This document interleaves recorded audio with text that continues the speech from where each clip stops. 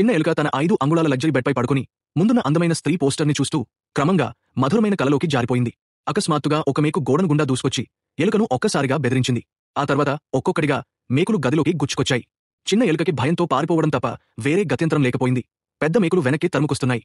అసలు విషయం ఏంటంటే దువాంగ్ ఎయిర్ గన్తో గోడలో మేకులు కొడుతున్నాడు. అకస్మాత్తుగా ఒక మేకు ఎలుక దారిని అడ్డుకుంది. ఆ తర్వాత మరో 4 మేకులు వచ్చి ఆ చిన్న ఎలుకను పూర్తిగా బంధించాయి. ఇక ఆ ఘోరమైన దెబ్బ తగలబోతుందని, ఎలుక ప్రాణాలు ఊపిరిలో ఆగసలాడుతున్నాయని అనిపించిన సమయంలో అకస్మాత్తుగా మేకు అడ్డంగా ఆగిపోయింది. దువాంగ్ సుత్తితో వచ్చి చివరి దెబ్బ కొట్టడానికి సిద్ధమయ్యాడు. ఆ క్షణంలో అన్నయ్య లోపలికి వచ్చి తమ్ముడి సాయం కోసం పిలిచాడు. దాంతో చిన్న ఎలుక మరణం నుండి తప్పించుకుంది. భయంతో వణికిపోయిన ఎలుక వాళ్లపై పగ తీర్చుకోవాలని నిర్ణయించుకుంది. కానీ ఆ ఇద్దరు సోదరులకు ఏమీ తెలియదు. బాత్టబ్ను మెట్లపైకి తీసుకెళ్తుండగా అన్నయ్య ఒక్కసారిగా భయపడి కాళ్లు తడబడ్డాయి. ఇద్దరు బాత్టబ్లో కూర్చుని మెట్లపై నుండి జారిపోయారు. ఆ తర్వాత డోర్ దగ్గరికి పరిగెత్తారు. ఈ సంచలనాత్మక అనుభవం రోలర్ కోస్టర్ లాంటిది. చివరికి బాటబ్ గడ్డకట్టిన సరస్సు మీదకు జారిపోయింది. సమీపంలో ఊపిరి పీల్చుకుందామనుకునే సమయంలో వాళ్లు టప్తో పాటు సరస్సులో పడిపోయారు.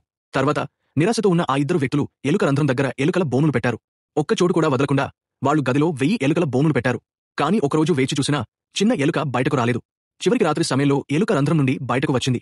ఆ ఇద్దరు వ్యక్తులు తమ విజయం ఖాయమనుకున్నారు. కానీ ఎలుక వాళ్లను ఏమాత్రం పట్టించుకోలేదు. అన్ని బోనులను సులభంగా తప్పించింది. అంతేకాదు, ఎలుక కొండలు, నదులు దాటి, గోడలు ఎక్కి ఇనుప క్యాన్ పైకి నిదానంగా చేరుకుంది. ఆ ఇద్దరు వ్యక్తులు ఆశ్చర్యపోతుండగా ఎలుక స్పూన్ మీదకు దూకింది. దాంతో ఒక చెర్రీ పడిపోయింది. వేగంగా తిరిగిన ఆ చెర్రీ ఒక ఎలుక బోనును ట్రిగ్గర్ చేసింది. దాంతో అన్ని బోనులు ఒకదాని తర్వాత ఒకటి పేలడం మొదలైంది. చివరికి ఆ ఇద్దరు వ్యక్తులు తాము పెట్టిన బోనులతోనే ఓడిపోయారు. ఎలుక నిదానంగా ఒక చీజ్ ముక్క తీసుకుని తన ఇంటికి తిరిగి వెళ్లిపోయింది. కోపంతో ఉన్న అన్నయ్య వాక్యూమ్ క్లీనర్ని తీసుకుని ఎలుక వైపు దూసుకెళ్లాడు. ఎలుక తొందరగా రంధ్రంలోకి పరిగెత్తింది. అన్నయ్య వాక్యూమ్ క్లీనర్ని రంధ్రంలో పెట్టాడు. బలమైన సక్షన్తో ఎలుక పైకి లాగబడింది. అకస్మాత్తుగా ఒక గట్టి శబ్దం వినిపించింది.